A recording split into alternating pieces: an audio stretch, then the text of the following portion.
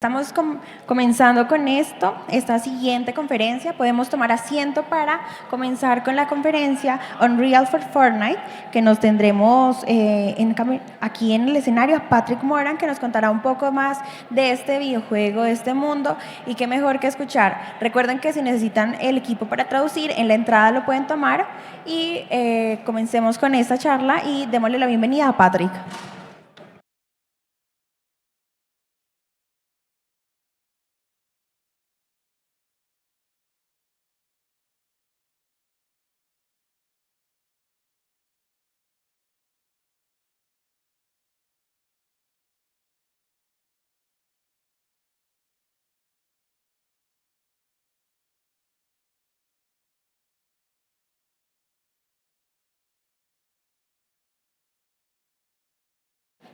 Hello, welcome.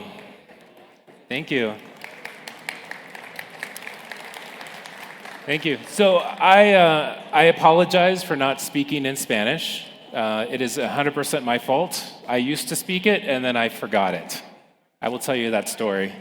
I don't know if anyone else has forgotten a language, but you typically don't want to do that. So my name is Patrick. I'm the COO and co-founder of Look North World. We are a UGC gaming publisher and developer. Now, I am not the famous one. Our CEO and our co-founder, Alex Seropian, founded a little company called Bungie that made a game called Halo. And so I get to work with him every day. It's a real pleasure. You get the less famous one today, but I know a lot. So I'm going to come share all of our secrets on Unreal for Fortnite. I'm going to show you our entire publishing playbook.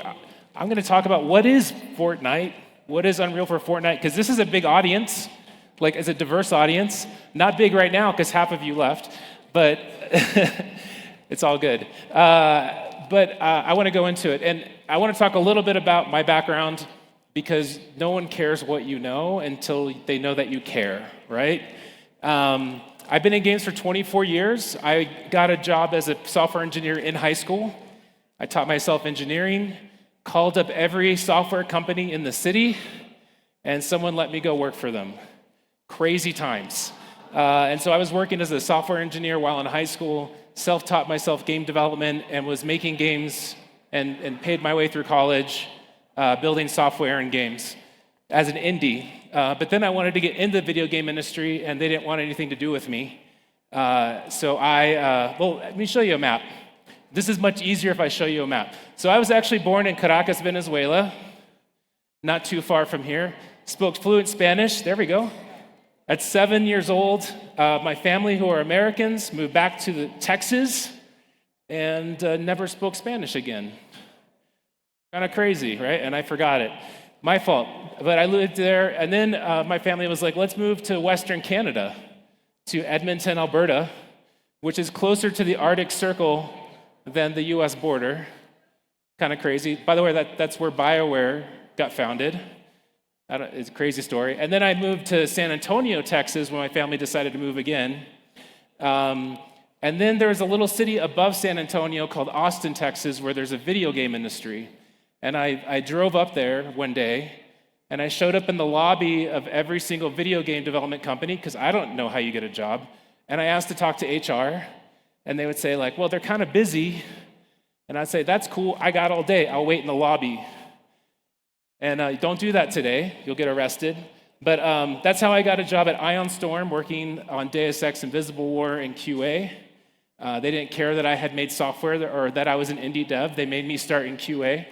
And I worked my way up, eventually going into game design, which landed me going back to Edmonton, Alberta, Canada, to work at BioWare on the Mass Effect franchise, Mass Effect 2 and 3, thank you. None of my audience today, Gen Z, Gen Alpha, know what Mass Effect is, or Halo. Yeah, it's great when you're players, but thank you, I appreciate that. And then they opened a studio in Montreal, and I could actually live not next to the Arctic Circle and freeze to death. So I moved to Montreal and worked and helped found BioWare Montreal. Then I got a job as a studio creative director at Disney, working with Marvel and Kingdom Hearts, which was incredible. And then Disney laid everyone off. And so then I got a job working at Amazon Game Studios, helped with the acquisition of Twitch, the integration of Twitch, a whole bunch of projects. New World, worked on that for several years. Spent a year working in AI on Alexa, which was not as fun as games. Like, if you're in games, don't leave. Everything else is disappointing. Okay, and then I had a chance to make a COVID move to Richmond, Virginia, which no one knows about. But if you just watch the trailer for South of Midnight, that's how it feels to live there. I live in a forest with fireflies, and it's magical, and it's like right now it's fall colors, and it's beautiful, and there's no games industry. So I founded the IGDA chapter. I've been getting game education in schools, and we've been building an industry there. And I've built a real heart for advocacy. When I had a chance to come speak here, I thought, well, this is a region I was born in, and this is a chance for me to give back to the region some of what I've learned. So it's personal for me to be here. And Look North World, we actually work with multiple studios in Latin America, Dead Monkey and Effecto here in Colombia. So shout out to the folks from those studios. And then a couple in Brazil, but they're not here, so I'm not going to mention them. Okay, what other thing is yesterday we received an award that was put on the Nasdaq, which is a big deal for us. Lightspeed is the number 9 venture capitalist on the planet, and they selected us as the 2025 Game Changer, and we were displayed yesterday all day at New York, which is really weird. And we also look good in pink, so thinking of changing the colors. So we built a UGC gaming publisher platform. What does that mean? That's user-generated content. It's building games inside of games. And why are we doing that? If you saw the last presentation, he had the same chart. And you'll notice that it says, you won't notice. These are the different platforms. The number 1 game on all the platforms is Fortnite.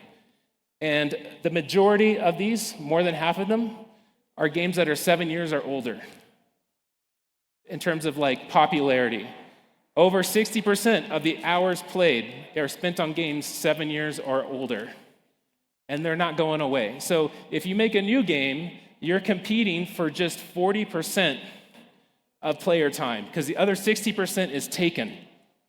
And that's taken largely by Gen Z and Gen Alpha, because that's what they play. So good luck reaching them if you're not reaching them on the platforms that they are socializing in, because that's ultimately what these are. They are hubs of social interaction. And they also offer some cool things. Hundreds of millions of players, really incredible tools to build quickly and fast, and all this free content you can just use to build a game in days or weeks. And you can launch it and see if it works, and you can do it again and again. By the end of this year, we'll have published over 20 titles in the first year and a half of our company. There's not many game companies that can say that. That's a lot of product. If you look at them as platforms, so if you think of a platform as an audience, not just hardware, there's PlayStation, Xbox, Steam. Here's Roblox. There's Fortnite. Eggy Party is a Chinese running game. Overwolf all are all UGC platforms. Mods have been around for a long time, but these let you monetize, and that's the big change. You can actually build a business on these. And each of these is a $1 billion potential economy. It's huge. So we're reaching new generations of gamers on the games that they're in, so we can use that to create new IP that we can eventually take off platform. We can monetize it while we're prospecting for new players.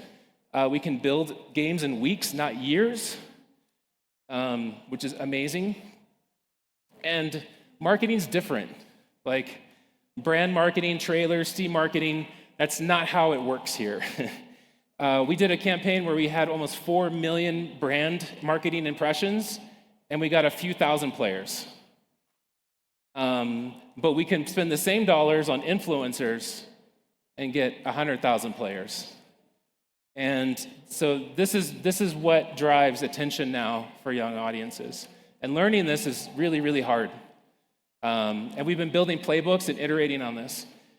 Now, I want to pause here. The reason I'm sharing this is because here in Colombia, in Latin America, this is an empowering moment where your costs go down, your time to put something out goes down, and you don't need a publisher.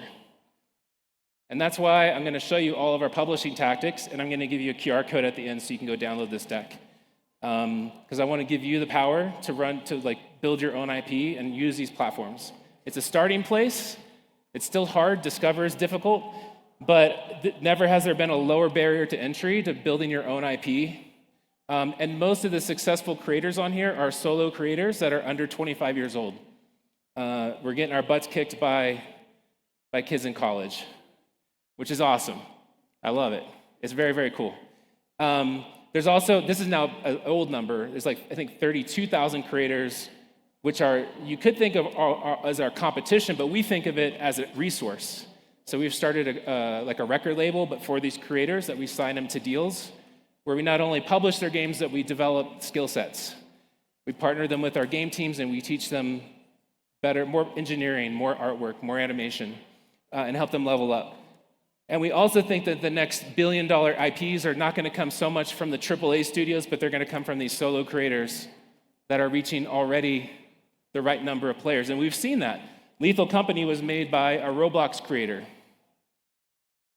We have 2 UEFN hits that could easily be standalone games now. They're massive. And Adopt Me is a multi-billion-dollar franchise on Roblox that could easily become a Switch game or a standalone game. And so we do see these platforms as incubation for new IP. Okay, now getting out of our corporate deck and we start to get into some of the tactics. We built 100,000 followers in our community, 84,000 on TikTok, 11,000 on Instagram, 2,500 on our Discord. This is hard, and we've done this over the last year and a half. And it snowballs. It takes time to build these audiences. We've also built an influencer network in Playbook, which I'm going to show you today. And we built this Playbook, and we use this Playbook with Fortnite influencer agencies like Zen Gaming, and this is kind of funny. Then Epic is like, hey, we should market some of our islands. And they go to cherry pick talent, who then goes and hires Zen Gaming, who uses our playbook. And then Epic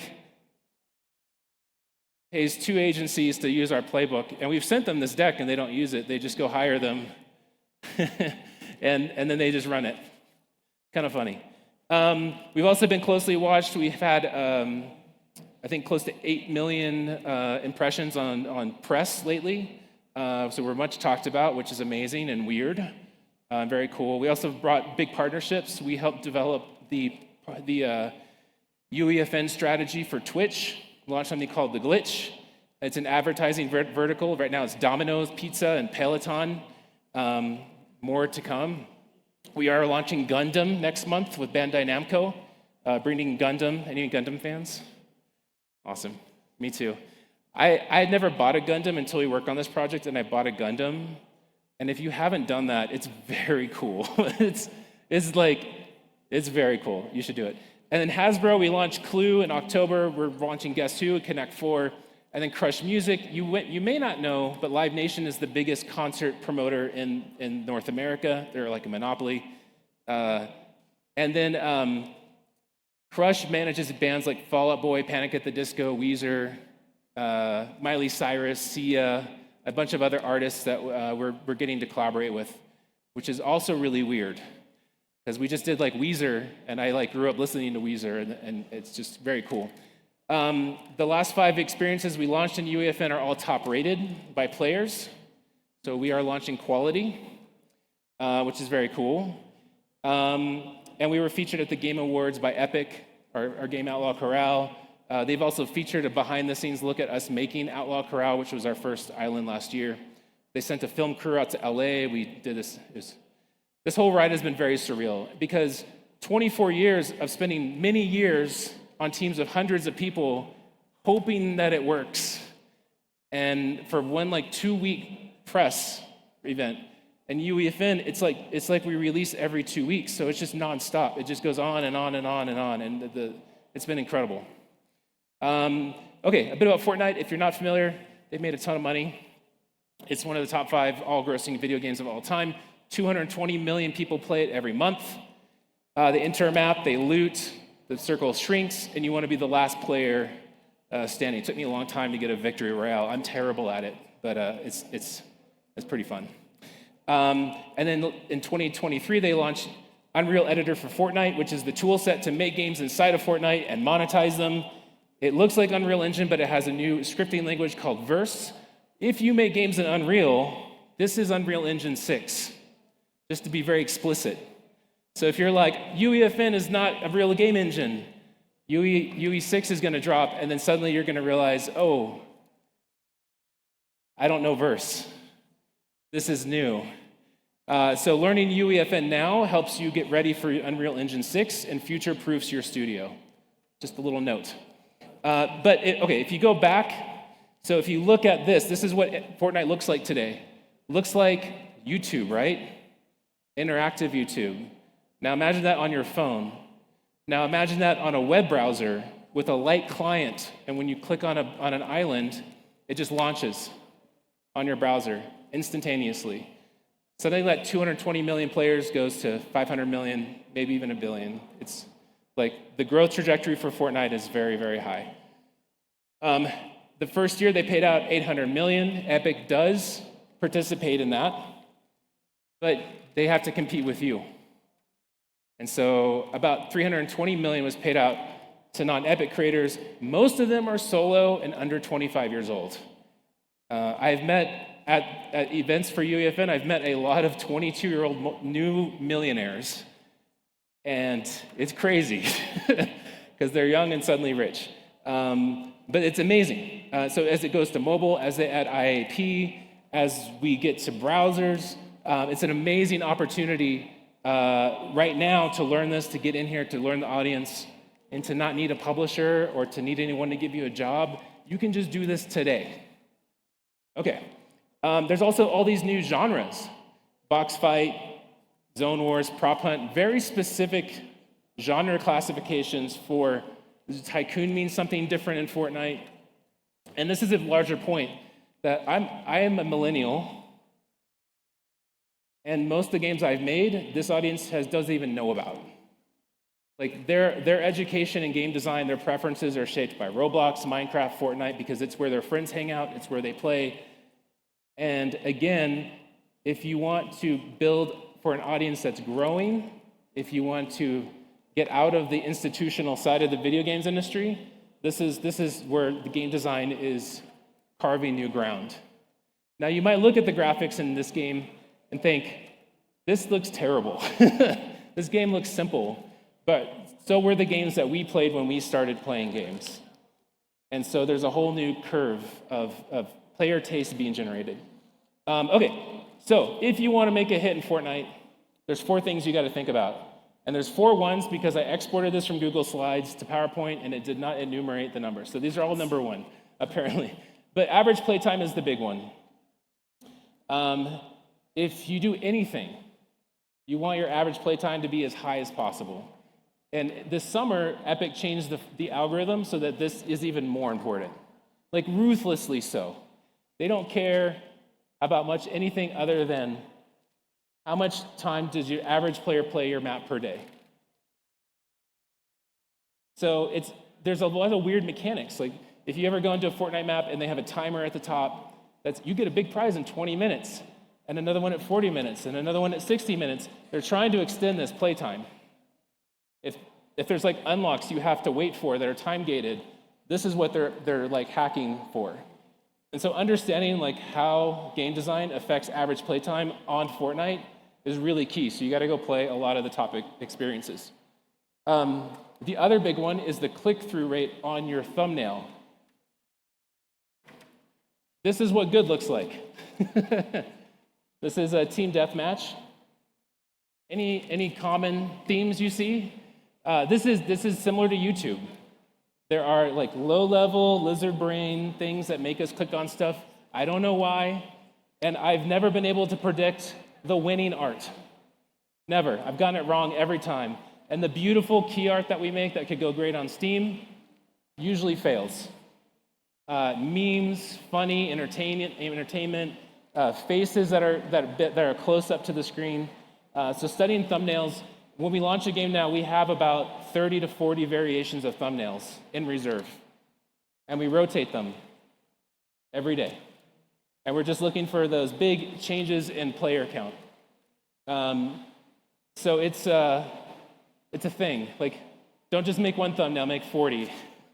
And if you look at these top thumbnails, they'll make changes like you see the weapons that are in the yellow. They'll change one weapon and see what happens. And then next week they'll change another weapon and see what happens. It's crazy. Daily retention is important, but not as important as average play time. It will go up over time. I'll leave this in the deck for you, but it's not super important. Also, there's lots of likes and favoriting mechanics you can put into your game to get people to like and favorite your map. Very, very important. It's been wanting to rain the entire time I've been here, and it's choosing now. It's awesome. Low specs matter. A lot of players are on Nintendo Switch, so you can make the most beautiful map ever that no one plays. So you have a memory budget. We try to use less than half, if possible, because the loading times on Switch can be too long, and that's a huge percentage of this player base. So low system specs matter a lot. The other funny thing that happens is all the influencers who play your map play competitively, and so they all play on low visual specs. And so no one will ever see your beautiful art when they stream it. And because the influencers stream on low specs, all the kids who watch the streamers also play on low specs because that's what their favorite influencers do. So often investing in graphics it's a give and take. So it's more about stylization, composition, shape language, than it is about number of pixels or number of polygons. Am I driving you crazy over there on the camera? I keep moving, so, all right. During the first 72 hours, there is a testing phase after your map goes live. Fortnite will try to turn your map into a hit. It will give you a lot of free players. And if the game is not ready for that, it will go to 0 players very fast. And so, this is why doing some play tests before you publish, looking at average play time, looking at best practices, spending time on engagement is really, really important before you launch. Yes. This is amazing because you can have 2,000 players 1 hour, and the next hour you have 0, and you're like, that's the weirdest thing ever. But the good news is that if you have something that you believe in and you keep investing, it can get better and better and better, and with more average play time, you can bounce up. But you will never again get this first 72 hours.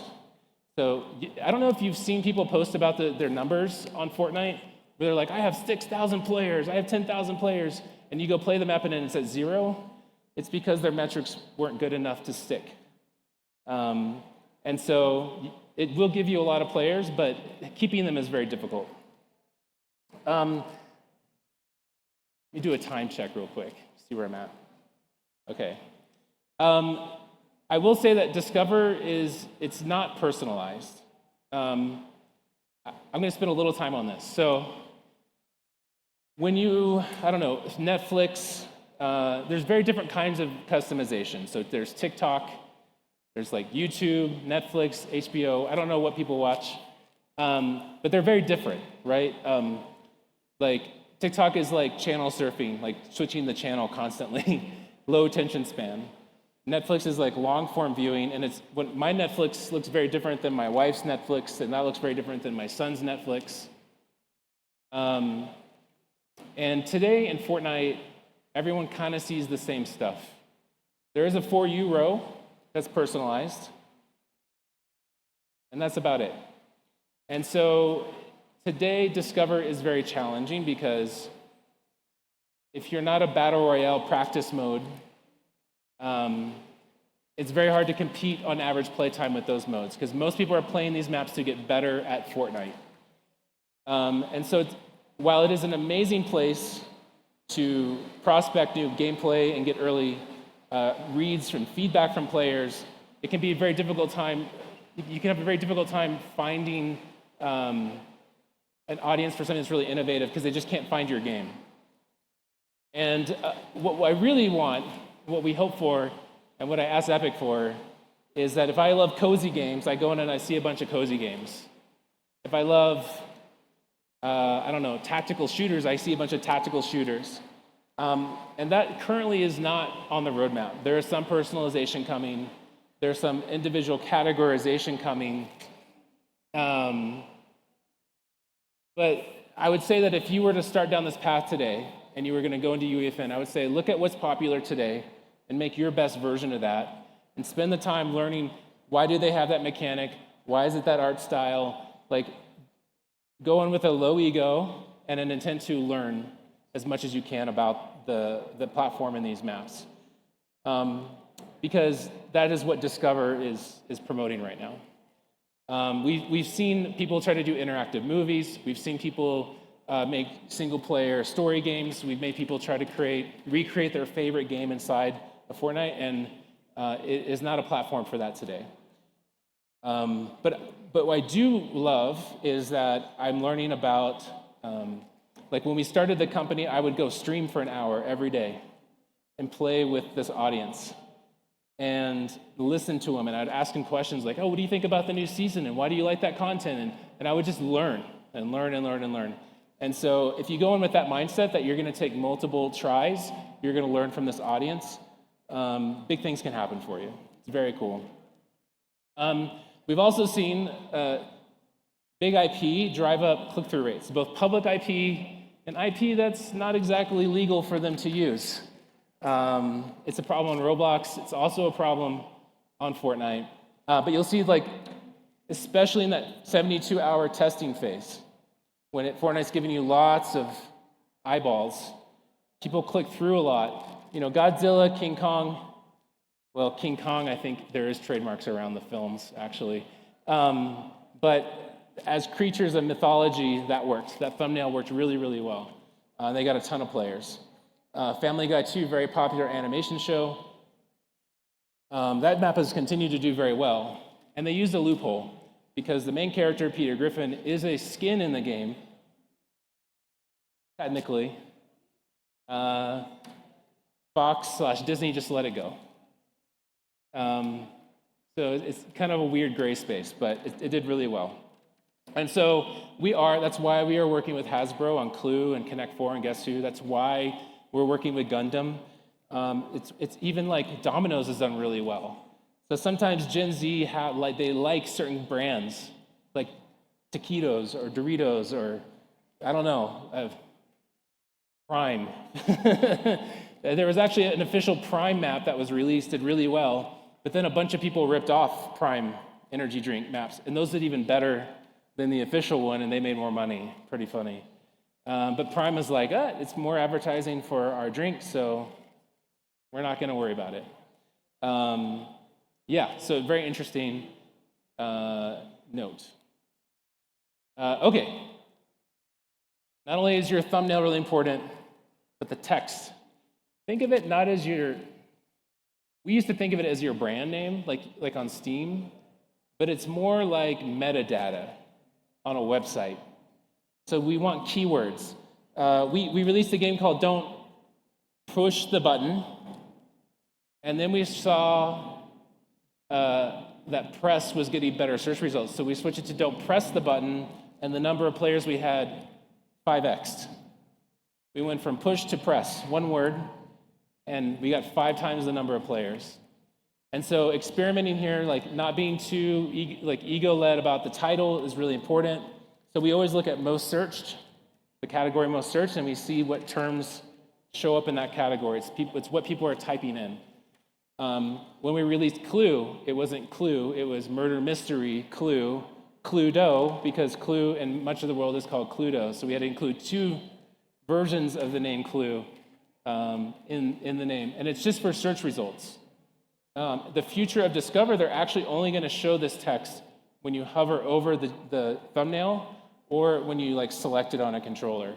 So the titles are going to go away visually.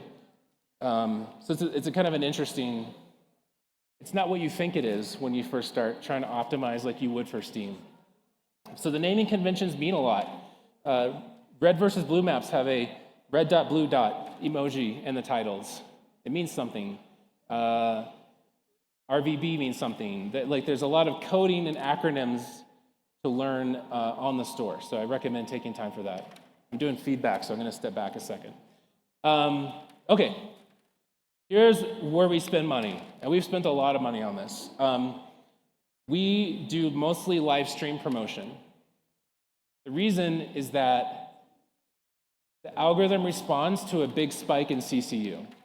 It will place you in community momentum, up and coming, and versus if you get a TikTok sponsorship, like on a post, or you do a YouTube video, you would get a lot of attention, but you spread that attention over 7 days, 24/7. And that does not result in the same algorithmic pickup that doing live streams.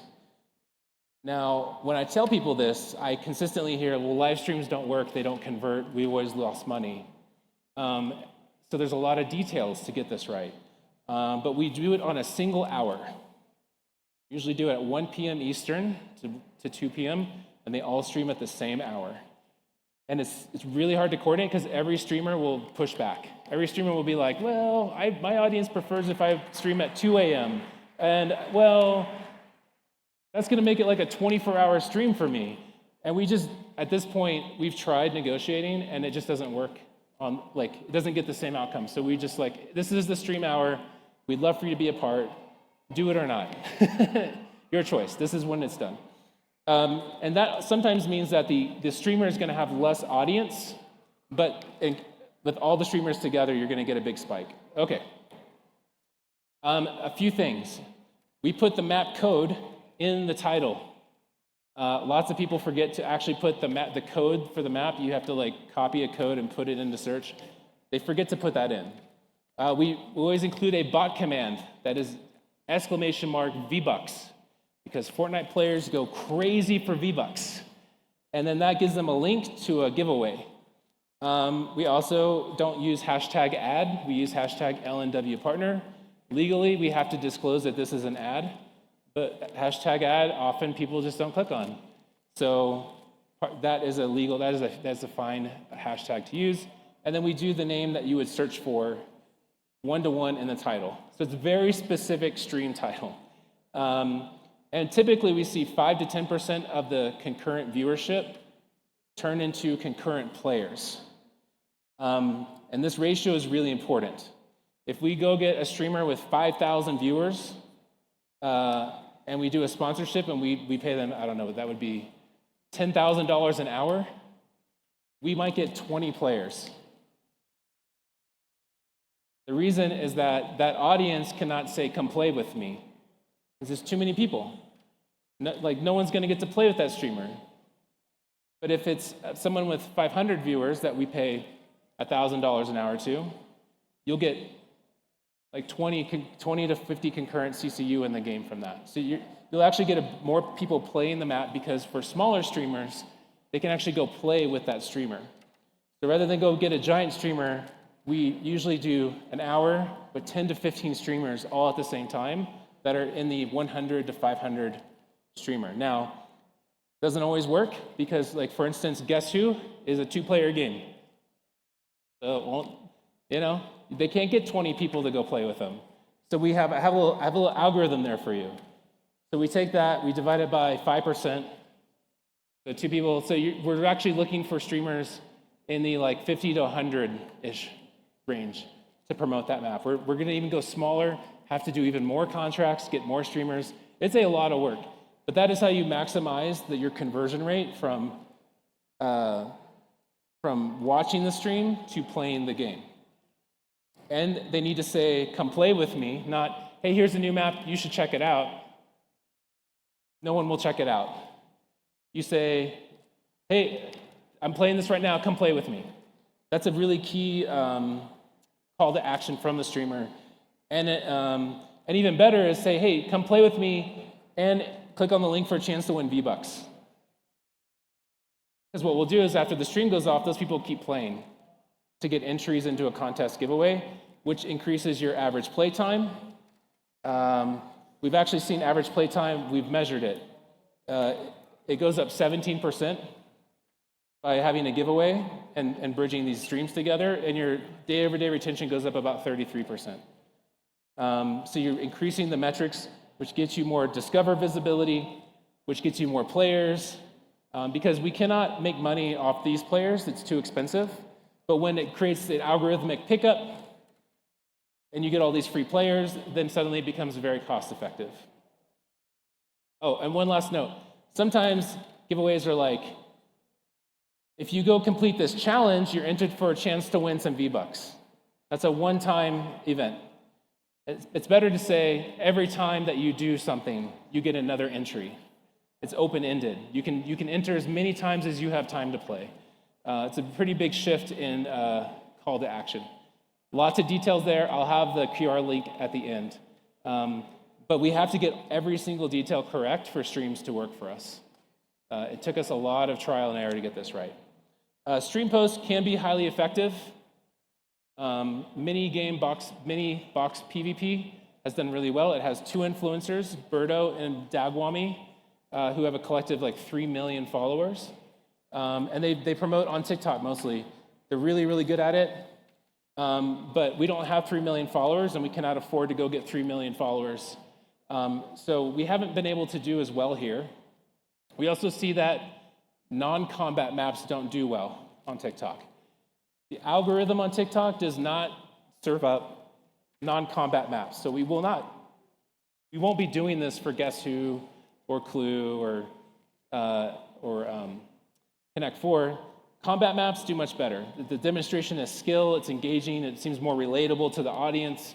And just TikTok algorithm doesn't seem to like games without guns.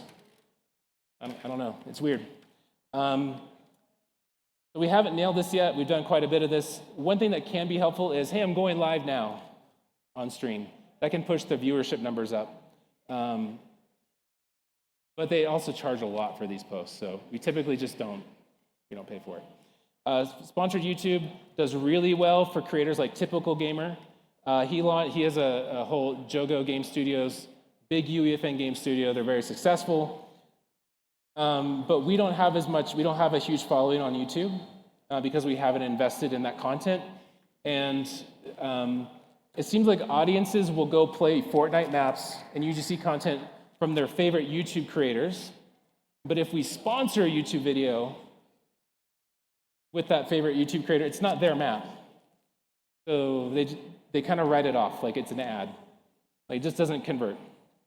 So maybe there's people doing this well. I don't know who. We've not had really any success. Now, if a YouTube creator organically decides to play your map and showcase it on their channel, which sometimes happens, you can get a huge spike. But it can't be an ad. It has to happen organically. So going to TwitchCon and meeting these influencers, hanging out with them, going to, having a personal relationship goes a long way. Okay. Yeah, I mentioned these stats on daily retention, average playtime. Funny story, we tried giving away $90 V-Bucks gift cards thinking we would get more players. No, the $10 just worked just as well. It doesn't matter how many V-Bucks you give away. People just see V-Bucks, and they want free V-Bucks. So don't overspend here. Buy as few V-Bucks as you need to do your giveaway. But also please make sure you do actually give your V-Bucks away. Okay, off-platform push. Getting players into a map is one thing, but having them in your audience is different. Like I said, we have 100,000 people that we have moved from playing maps into our audience, which is awesome. There's no deep linking, so there's no way for someone to click and open your map directly. You have to tell them the name or the code. You have to coach them to getting to your map. So we've been able to find retarget audience, like Fortnite audience. One of the great things about Fortnite and Roblox is that you can, in ad platforms, say, target people who like Fortnite. If you release your own game, you can't do that. You don't know who likes your game because your game's not out yet, or your game's new, and your game's not as big as Fortnite, but I can target people who like Fortnite on ad platforms. And I can share content to them. And then I can more easily get them into our platform. So we do like doing some ads, but having deep linking and mobile distribution where you can play Fortnite on your phone, you see an ad, you click on it, it opens up right on your phone. Once those are in place, that advertising off platform from TikTok or Instagram will be much more impactful for getting players into your map. Again, you don't spend money on marketing on these platforms to make money. You spend money on these platforms to get an audience that's big enough for the algorithm to start serving up and showing your map in Discover. Okay, there is some editorial, meaning this is Epic saying this is a good map, you should play it. It's called Epic Picks. Our own internal playbook consistently outperforms the upside of Epic Picks, but Epic Picks is free. But Epic Picks is also not it's a cold audience. They're playing your map because Epic says they should play it, not because it's the kind of thing they would normally play. So when Epic Picks happens, your average playtime gets pushed down. When your average playtime gets pushed down, you fall out of other Discover experiences. Another little footnote, not on the slide, when you get that testing phase, they try to give you 50,000 impressions on the store. If you get those elsewhere, like on Epic Picks, you won't get the testing phase because they give you Epic Picks. So a lot of people think I should launch with editorial featuring. I should try to get that when I launch because it'll be the biggest splash. But you do two things that are negative. One, because you're getting a less qualified, less likely person to enjoy your game, it brings your metrics down. And the second thing it does is it quickly serves 50,000 impressions and it never gives you on new and top rated. It won't show you to any of the new game categories because you got those impressions elsewhere. So when you submit to Epic Picks, we'd like to do it a week or two after we launch to create a double bump. So we launch, we get our testing phase, we also get a chance to improve our metrics before we get Epic Picks, and then we get Epic Picks after. Clue got Epic Picks a week after it launched. We got some updates out. We saw the average playtime go up. And then we got Fortnitemares, the Halloween's featuring. So we've just bouncing from featuring to featuring, and it's been keeping our metrics up, and we've been able to keep upping our average playtime while that's live. So think of it not as one big burst campaign, but something you need to sustain over many weeks. It also takes 4 to 6 weeks to show up in Epic Picks. So you have to like plan ahead. You have to submit to Epic Picks a month and a half to 2 months before you get it. So a lot of nuance there. It's not obvious. A lot of maps make a mistake of trying to release with Epic Picks. I don't recommend it. Playtesting. We host community game nights Monday, Wednesday, Friday. If you want to play with us on our Discord, we play live. We also might be showcasing stuff before it's released or announced on occasion. No one has leaked anything, which is surprising. But we definitely play confidential stuff on there that we just play it and we don't tell anyone, and it's cool. So if you join our Discord, love to have you play with us. But this is a great way. We play test a lot. So don't just release your game, play test it, listen to your audience. You can even see the metrics on average playtime during your community game night, so you can start to understand how much people are playing. So we play test so much. We play test a lot. We spend, like our internal team probably spends 1 to 3 hours every day play testing. We play test a lot. Okay, here's how monetization works. Time check. Okay, cool. You are paid based on the number of minutes played. Epic takes 40% of its in-app purchase revenue, puts it in a pool, and then it pays it out based on the number of minutes you played in relation to everything else. Sometimes you get paid more if people who are spending money play your map. You do get paid a little more if people join to play your map. You were the first thing they ever played in Fortnite. Or if they've not played Fortnite in like a month and they came back to play your map, you get paid a little more. That's how monetization works. People ask, is that it? And the answer is yes. That's it. But imagine designing games and building games that are 100% judged on how much people play it. Like how many Steam games do you own that you paid money for that you've never played? How many Steam games do you own that you played for an hour, right? Imagine if you only made money if people spent time playing your map or your game. It's pretty scary, actually, because most games don't get played that much, and most games never get finished. So it is a real terrifying prospect as a game designer, as a game developer, to be tested on how much value someone is getting out of just the amount of time they're spending. Not to say that time spent is the only measure of value. It's just what it is in this market. It's hard. This is a split. This is actually out of date. This is the number of people. There's At this time, there was about 8 creators that have made over $10 million. I believe that's monthly. That is monthly. So kind of there is a curve here, and it's very weighted. Like 85% of people make less than $1,000 a month. So it does take a lot of iteration, a lot of cycle. You'll probably not win your first release, but we do see people getting better and better and better. And if you get good enough, people like us will hire you to do work for hire. So there's multiple paths for everyone who wants to get into game development, who wants to make money making game development. If you're new, there's a lot of students here.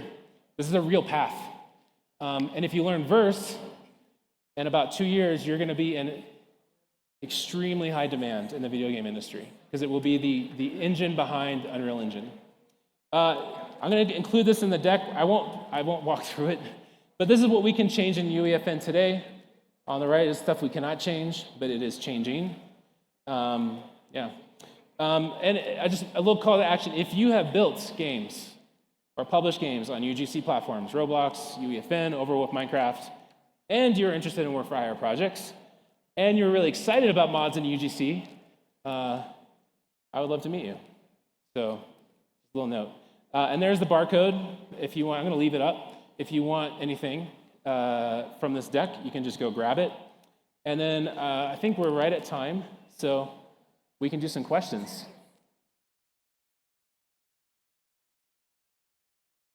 Okay, we'll do 4 or 5 questions. We got one hand in the back over here.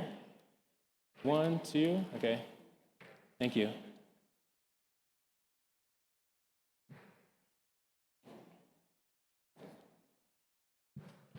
Hello, Patrick. Thank you very much. I was wondering, from zero to having the island completely published, what would be the costs associated, apart from, of course, any like studio associated costs, just like So what you have to pay. Your question for is getting to development costs. Yeah. Okay. Well, it's different for everybody, depending on where, pay scale. We see these are built with 1 to 3 people. Our bigger maps have about teams of 5, and they typically take 8 to 16 weeks from start to finish. The 8 to 16 weeks times 1 to 5 people, depending on what you want to build, times your burn rate, you can get that. Our marketing launch budgets on the for marketing tend to be about $15,000 US on the low end, and as much as one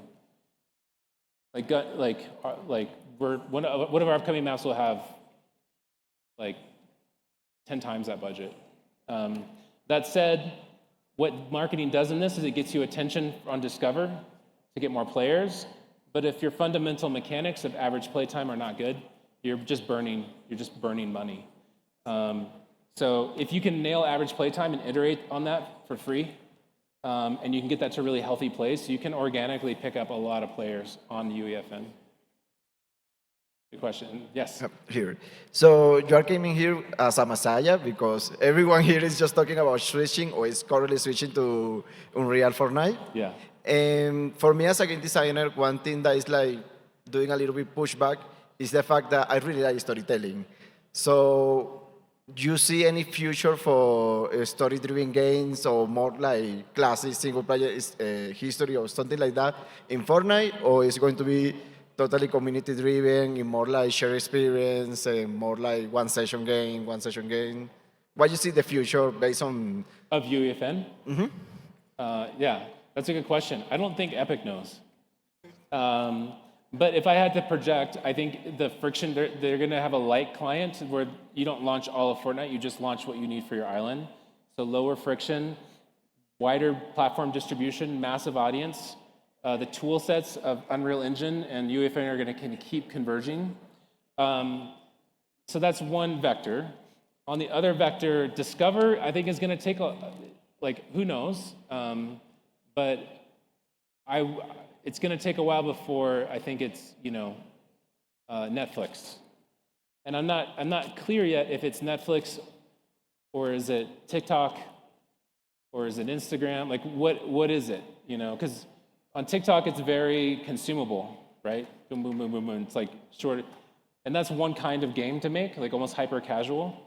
And then Netflix is more like, I'm gonna sit and play something and like More binge creative this thing. Experience. And I don't know what that looks like, honestly. I will say this though, that you see all the layoffs in the video game industry, the rising costs, and games that are in live service who need to keep making content cannot keep up with player demand. And so I don't know of a popular game that has player base now that isn't talking about UGC. Like over the next year, every executive boardroom in the video game industry is gonna go like, cool, we're gonna fund this game. We need a UGC strategy. Yeah. And so there's UEFN, but by learning this, which is probably the lowest cost of entry, you are also learning what it is to build for games within games, and there's gonna be more and more and more UGC platforms coming, which lowers the barrier of entry for everyone in this room, and democratizes the video games industry more than it is today. So it's kind of broad, but I don't know. Yeah. Good question. Any more questions? You got a couple more? Thank you.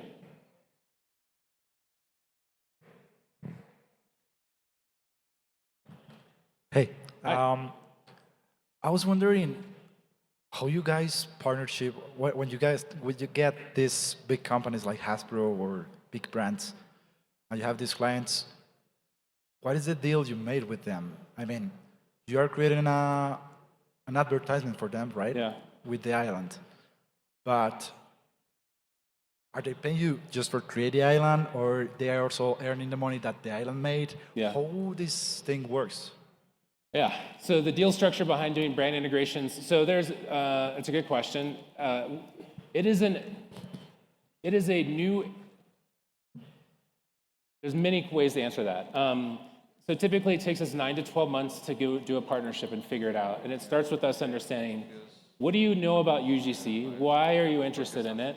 What are your goals and objectives? Some want to make money. Some just want to get in front of this Gen Z and Gen Alpha, as many eyeballs as possible. Like Clue will probably hit 1 billion impressions for the Clue brand for Gen Z and Gen Alpha. If you were to go spend money to try to get that number about a brand advertising, it would cost you like $10 million of brand advertising.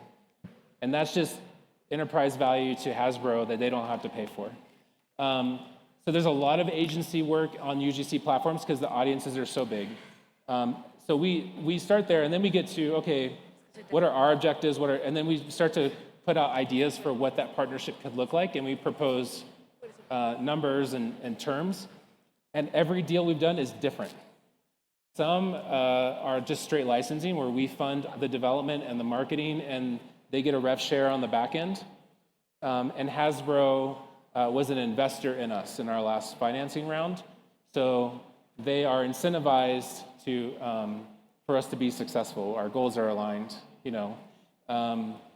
Then we have others where we get all the funding and we get a smaller rev share because that's just what works for them. So everyone's different. I will say, because this space is so new and there's so much attention and there's so much upside, there's a lot of willingness from these brands to not be greedy and come up with deals that work. Because it's more important for them to show investors that they are on these platforms than it is for them to try to make $1 million. But every brand is different, and we really want to, we come at it from like, how do we give you value and how are we the best possible partner? And that usually is the right tone, and then the deals kind of, they work themselves out over time. Also get a lawyer. Yeah. Yeah. Some of the legal terms are like almost 100 pages long, so it's a lot. Yes. Hi, Patrick. Hello. Yeah, hi. The question is, do you think it's worth creating assets for UEFN, or is better to use the integrated ones? Yeah. Is it a worthwhile investment? Is it worth investing in right now? Is that the question? No, the assets, like create models and put inside the UEFN. Okay, I want to be clear on the question. What is the question? Sorry. Okay, one of the things that we'd like to know is it's worth it if you create your own assets. For example, if you create your own yeah, guns, art assets. or yes, to create inside for UEFN, Iceland, or it's better for the players to use them. That's a great question. I think it's a blend. I think kit bashing and using existing assets for 80, 90%, plus adding some originality and some key art is the right way right now. Because the players are pretty young and they need to be able to see and understand what they're looking at and understand what they're about to play. I'm sorry I didn't understand the question initially. I get it now. So we did like a cyberpunk map called Control. And it was all original art and high-end graphics. And then all the streamers played on low settings and no one cared. So we kind of mix up now. We work more on stylization, and Dead Monkey, who we're working with now, is doing a really good job of kit bashing, but also like finding a style for a map that feels different, like having wrapping a game in kind of a theme. So I think there is a lot of room for art direction and composition, and a lot of really important choices on the art side. But it is not AA and it is not AAA. So does that help? Yeah, I would not overinvest in original art. Good question. Okay, maybe time for one more. I'll hang out for a bit if anyone has any other questions. Are we good? Oh, okay, thank you.